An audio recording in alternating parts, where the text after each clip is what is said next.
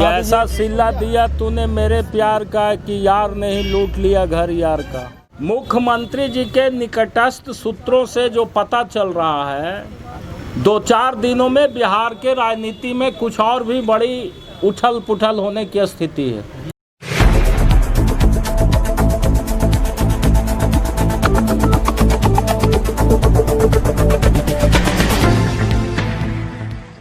नमस्कार, मैं अमित चौरसिया और आप देख रहे हैं नालंदा दस्तक। अपने कार्यक्रम को प्रारंभ करने से पहले आपको बता दें कि आज नालंदा दस्तक जो चैनल है 1000 सब्सक्राइबर को पार कर चुका है। इसके लिए आप सभी दर्शकों को दिल से शुक्रिया। अब मैं इस कार्यक्रम को आगे बढ़ाते हैं। मेरे बगल में जो बैठे हुए हैं इस्लामपुर विधानसभा क्षेत्र के नवनिर्वाचित विधायक राकेश रोशन जी हैं। यहाँ पे अभिनंदन समारोह चल रहा है खुदागंज बाज़ार में। हम इनसे कुछ चर्चा करेंगे बिहार में जो राजनीतिक उठापटक हुई है कल, और उसके पहले जो अरुणाचल प्रदेश से 6 एमएलए बीजेपी में शामिल हुए हैं। विधायक जी 6 एमएलए जेडीयू के बीजेपी में चले गए हैं, क्या कहना चाहेंगे? ये तो हम लोग बहुत पहले से कह रहे हैं कि दोनों का जो तालमेल है वो लाचारी और बेबसी का तालमेल है। एक गाना सुने हैं जी, कि ऐसा सिला दिया तूने मेरे प्यार का कि यार नहीं लूट लिया घर यार का। एक तरफ गठबंधन की सरकार बिहार में और दूसरे तरफ गठबंधन के लोगों को ही सरकार उसी के दल के पार्टी को तोड़ने का प्रयास करता हो, इससे बड़ा राजनीति में और इससे बड़ा कोई दुष्कर्म हो ही नहीं सकता है। भारतीय जनता पार्टी का असली चेहरा सामने आया है। अब तो सोचना है नीतीश कुमार जी को कि कैसा इन्होंने गठबंधन बनाया कि इनके दल के लोगों को ही तोड़ रहे हैं। और इनके दल के लोग जो नीतीश जी हमेशा बोलते थे कि हमारे दल के लोग जो हैं पार्टी के प्रति प्रतिबद्ध हैं, कोई व्यक्ति के प्रति कमिटेड नहीं है, इसलिए हमारा कोई विधायक छोड़ के हमको नहीं जाएगा। लेकिन इनका विधायक तो इनको छोड़ के चला गया, सामने समझ में आ गया। इसलिए सारी बातें स्पष्ट है। गठबंधन की राजनीति में भारतीय जनता पार्टी ने नीतीश कुमार को धोखा देने का काम किया। क्या ये बीजेपी की साजिश है अरुणाचल प्रदेश में?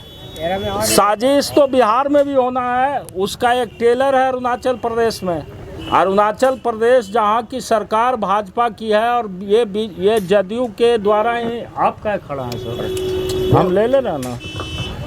हम जदयू के द्वारा ही सरकार का समर्थन से वहाँ सरकार चल रही है अरुणाचल प्रदेश में। और उसके बाद वहाँ के अपने ही सहयोगी पार्टी को बीजेपी ने तोड़ करके अपने पक्ष में सम्मिलित कर लिया। और कल केसी त्यागी का आपने बयान भी सुना होगा। उन्होंने दुख प्रकट करते हुए कहा कि सिर्फ पार्टी तोड़ते तो अलग बात है, किसी को मंत्रिपरिषद में भी जगह नहीं दिया और हमारे विधायक को बीजेपी में ला करके इन्होंने गठबंधन धर्म का पालन नहीं किया। उन्हीं के नेता बोल रहे हैं जी।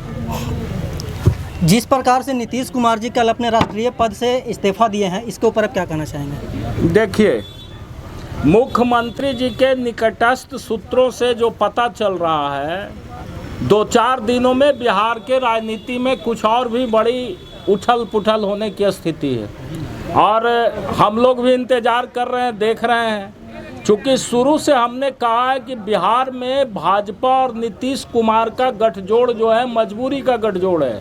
और नीतीश कुमार जैसा व्यक्ति जो सामाजिक न्याय और न्याय के साथ विकास की बात करता हो और जिनको जनता ने मैंडेट नहीं दिया और वो बिहार का मुख्यमंत्री के कुर्सी पर बैठे हुए हैं, इससे बड़ा बेशर्मी उनके साथ क्या हो सकता है। इसलिए नीतीश कुमार जी तो अपनी कोई भावना बताते नहीं हैं। उन्होंने कह दिया कल मीडिया के माध्यम से कि हम मुख्यमंत्री बनना नहीं चाहते थे, कोई लालच नहीं, हमको लोगों ने बनाया। तो आज यदि आपको लोगों ने बनाया तो आज आप ही के लोग क्यों आप ही के दल को तोड़ने का काम कर रहे हैं? कहीं ना कहीं आप ज़बरदस्ती अपने आप को उनके माध्यम से स्थापित किए हैं। ये बात तो उन्हीं का बयान साबित कर रहा है। इसलिए इस प्रदेश के और इस देश के हित में बिहार में भाजपा और जदयू का जो गठबंधन है, उस गठबंधन का कोई भी जो दूरदर्शी व्यक्ति राजनीति में है वो देख रहा है कि बिहार के विकास के लिए बाधक है। आप देख रहे हैं बिहार में अभी 2 महीना हो गया मंत्रिपरिषद का विस्तार नहीं हो रहा है। एक मंत्री के यहाँ 5-5 विभाग पड़ा हुआ है, जनता का काम नहीं हो रहा है। कैबिनेट का बैठक नहीं हो रहा है, सरकार कोई नीतिगत फैसला नहीं ले रही है। तो इस तरह से बिहार में पूरे विकास का काम को इन लोगों ने ठप कर दिया है। और इसका सबसे बड़ा कारण यही है, जिसकी बात हमारे नेता आदरणीय श्री तेजस्वी यादव जी शुरू से कर रहे हैं, कि जनता ने बिहार का जनमत हमको दिया, लेकिन जनमत का चोरी करके ये लोग चोर दरवाजे से सत्ता पे काबिज हो गया है। और वो आज आपके सामने दिखाई पड़ रहा है। चूँकि नीतीश कुमार अपने को बेसहारा महसूस कर रहे हैं, बार बार कहते हैं कि कैबिनेट का एक्सपेंशन बीजेपी पर निर्भर करता है। तो जब कैबिनेट का एक्सपेंशन बीजेपी पर निर्भर करता है, तो मुख्यमंत्री बनना आप पर कैसे निर्भर हो गया? वो भी तो बीजेपी पर ही निर्भर हुआ, तभी ना आप बने। इसलिए नीतीश कुमार का जो बयान है, वो बयान बिहार के, एक तो उनको अपने आना चाहिए था मीडिया के सामने, अपने प्रवक्ता के माध्यम से बयान दिला रहे हैं। बिहार की जनता जानना चाह रही है कि हमने आपको मुख्यमंत्री बनाया, 2 महीना में बिहार के लिए आपने क्या किया। तो जनता के बीच तो वो मुखातिब होना ही नहीं चाह रहे हैं। इससे बड़ा दुर्भाग्य क्या होगा राजनीति में? सर, आपका राजनीतिक अनुभव क्या कहता है? बिहार में मतलब कि आरजेडी की सरकार बनेगी आने वाले समय में? देखिए, आरजेडी की सरकार बनने की बात तो अभी अलग है। सबसे पहली बात है कि हम लोगों का जो अंक गणित है, उस अंक गणित के हिसाब से जब तक बिहार में राजनीतिक परिवर्तन नहीं होगा, तब तक हमारी सरकार कैसे बनेगी? सरकार बनाने के लिए जो आंकड़ा है, उस आंकड़ा को हमको पार करना होगा।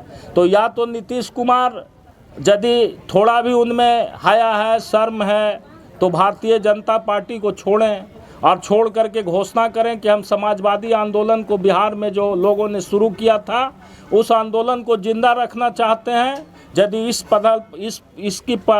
पहल की कार्रवाई उनके द्वारा की जाती है, तो राष्ट्रीय जनता दल भी चाहेगा कि वैसे लोगों को हम लोग भी समाजवादी आंदोलन के लोगों को जोड़ने का काम करें। मतलब अब सरकार की रूपरेखा क्या होगी, अभी हम लोग इस पर कोई भी टिप्पणी नहीं कर सकते।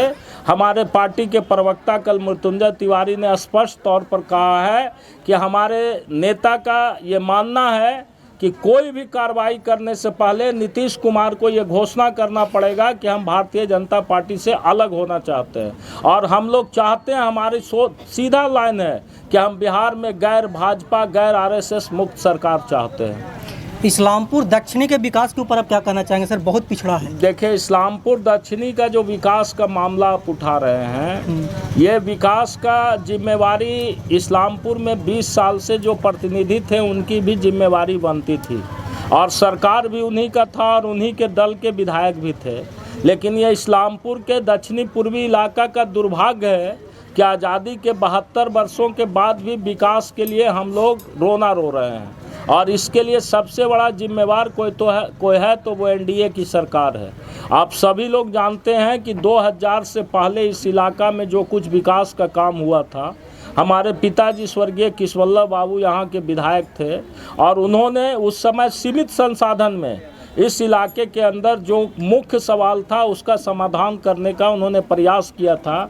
चाहे खोदागंज से बौरी होते हुए ये आपको कपसिया तक रोड का निर्माण करना था, या फिर आपको शोभा विहा से नवाबगंज तक रोड का निर्माण करना था। ये सारा काम उन्हीं के रिजिम में हुआ। और आज ये हालत है, सेरथुआ रोड का निर्माण हुआ, महमूदा के रोड का निर्माण हुआ, सारा काम उन्होंने अपने रिजिम में ही शुरू कराया था। लेकिन 20 वर्षों तक जानबूझ करके इस इलाका के जो प्रतिनिधि हुए, इस इलाका के लोगों के साथ धोखा देने का काम किया, वोट भी उनका लिया। लेकिन जब विकास करने की बात हुआ, तो विकास वो अपने इलाका में किए। और सबसे बड़ा आज राजनीतिक परिदृश्य पर इस्लामपुर के अंदर दुर्भाग्य ये है कि इस्लामपुर प्रखंड का एमएलए यदि कोई हुआ, तो एकमात्र हमारे पिताजी स्वर्गीय किशवल्लभ बाबू और उसके बाद मैं हुआ। बाकी लोग एकंगर प्रखंड से ही आए जो इस्लामपुर के प्रतिनिधि बने। उन्होंने वोट सबका लिया, लेकिन सारे विकास का जो भी कार्यक्रम था अपने इलाका में लेकर के चले गए, जिसके चलते ये इलाका आज भी विकास के नाम पर विधवा विलाप कर रहा है। सर, एक संक्षेप में बताइएगा, जैसे कि बहुत सारे लोग प्रखंड में, पंचायत में विधवा पेंशन है, वृद्धा पेंशन है, और जैसे कि विकलांग पेंशन है, ये सब नहीं बन पा रहा है। इंदिरा आवास में जिसका नाम था उसका कट गया है। इसके लिए क्यों ना पंचायत बार सभा का आयोजन किया जाए और उसको जुड़वाया जाए फिर से? नहीं, हमने और हमारे दल ने और महागठबंधन ने, हम लोगों ने तय किया है कि हम प्रखंड स्तर पर प्रत्येक सप्ताह में एक दिन सोमवार को हम लोग प्रखंड मुख्यालय में, जो हमारा पार्टी कार्यालय है इस्लामपुर में मल्लिक सराय में, वहाँ मैं बैठ करके जनता की समस्या का निदान करूँगा।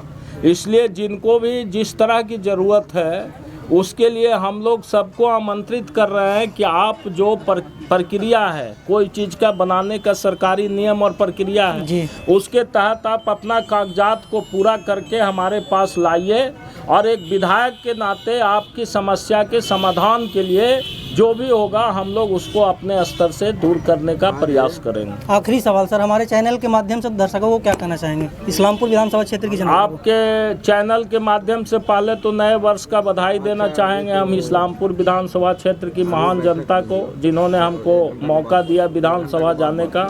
और दूसरा, आपने बताया कि हमारा चैनल जो है आज 1000 सब्सक्राइबर हमारे चैनल के हो गए। इसके लिए हम आपके चैनल को भी बधाई देते हैं और अपेक्षा रखते हैं कि दिन दुना रात चौगुना आपका चैनल तरक्की करे, लोगों की समस्या की, जनता की समस्या को उजागर करे, जनता और प्रशासनिक पदाधिकारियों के बीच कड़ी का काम करके आपकी भी जो भूमिका है लोकतंत्र में, उस लोकतंत्र में अपने भूमिका का निर्वाह करें।